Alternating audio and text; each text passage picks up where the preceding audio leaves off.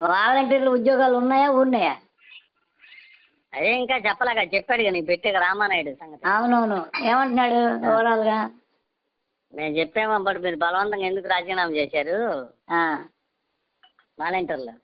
5 ఏళ్ల పాటు మిమ్మల్ని అడ్డంగా వాడుకున్నాడు 5,000 ఇచ్చి. వాలంటీర్లు ఏం చేస్తారు ఆఖరికి మొత్తానికి? ఏం చేయరు ఇక్కడ అంతా పోయేదే ఉంటది, ఉండేది ఉండదు ఏమి. అంటే ఇప్పటికే ఇంత వరకు కొలిక్కి రాలా, రేపు మళ్ళీ 1వ తారీఖు వచ్చేస్తా ఉంది, పెన్షన్స్ వస్తాయి. పింఛన్లు అదంతా 2025 ఇస్తారంటగా. 2025కి ఇస్తారంట పింఛన్లు, ఇప్పుడు ఏరంట. ఒరే అదేంది అది? అది ఎవరో చెప్పారు వింతగా. ఇవి 4,000 ఇవ్వరంట పెంచిన. ఇవ్వడానికి ఉన్న ప్రభుత్వమా ఎందుకు తీసుకోవడానికి ఉన్న ప్రభుత్వమా? 7,000 ఇస్తారంట కదా రేపు 1వ తారీఖు. ఇస్తారా? ఏమో మరి ఇచ్చేదాకా నమ్మకండి. ఈయనంటే ఎవడన్నా ఏమన్నా చేయగలరా ఇప్పుడు? ఎవరేం చేయలేదంటే సరే అంటే ఇస్తాడు, ఈయనంటే ఈడు ఇచ్చినప్పుడు ఇస్తాడు. ఇంతకుముందు అట్టించేవాడు జన్మభూమి కమిటీని, వాళ్ళు 6 నెలలకో సంవత్సరానికో వాళ్ళు సగం పట్టుకొని వీళ్ళకి సగం ఇచ్చేవాళ్ళు. అవును అంతేగా? అంతే. మరి ఇప్పుడు కూడా అంటే ఉంటుంది. వాళ్ళు బతుకుండాలని ఏమన్నా ఇక్కడ ఏమన్నా వాళ్ళ అవసరం అయింది ఏమన్నా? అదే కదా. ఇప్పుడు ఇంతకీ వాలంటీర్లు ఏమైపోతారు? అదే కదా, వీళ్ళు కూడా ఎగిరిపోతారు.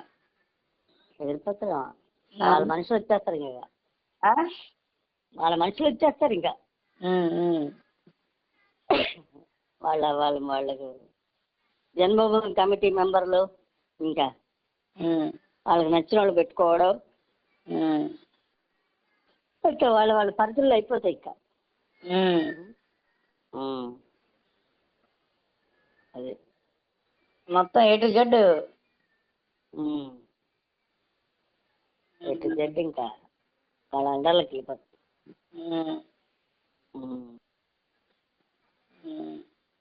అదే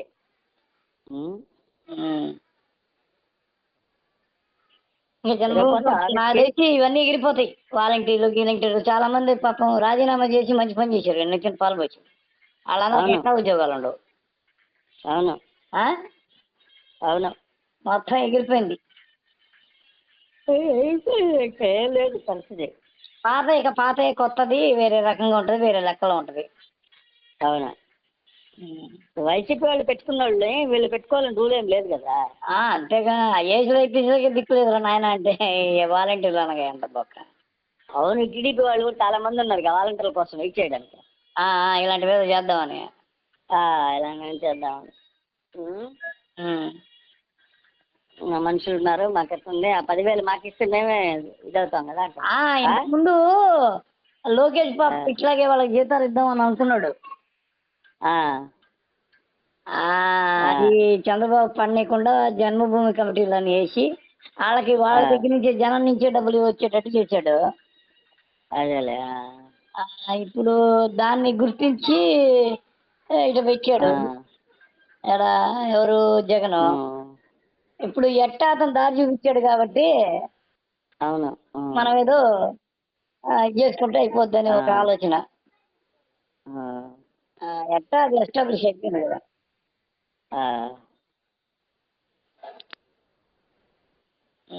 అయిపోయింది కదా, ఇంకా దాన్ని ఇంకా కన్ఫర్మ్ చేసుకుంటాం. విషయం సరేనా? ఇంకా హలో, మొత్తానికి వాలంటీర్కి బతుకు లేకుండా చేశారు కదా అందరూ కలిసి. పాపం ఆఖరికి వాలంటీర్ నాకు ఏదో ఒకటి పెట్టుకొని నెట్టుకుంటూ వస్తుంది. అవును, మొత్తుకున్నారు పాపం, ఏం చేస్తారు అంతే.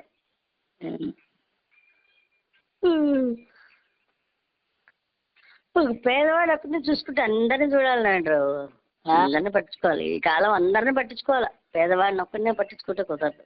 అవును, అవునా కదా, పేదలేదు గీదలేదు, అందుకే ఓడిపోయాడు జగన్.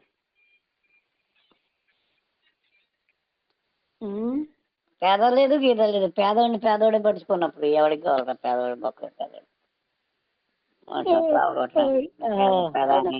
పేదోడైపోయాడు. లాస్ట్కి ప్రతిపక్ష హోదా కూడా దక్కకుండా పేదోడైపోయాడు, అంత పేదోడైపోయాడు. అదే ఎవరికి కావాలి ఈ పేద? ఆ. సరే అయితే అయితే వాలంటీర్లకి గత్యంతరం లేదంటావు. లేదు. ఎట్లా చేయాలి వాళ్ళు? నా తెలిసి నిదానంగా జన్మభూమి కమిటీలు వచ్చేస్తాయి వాళ్ళ ప్లేస్లో.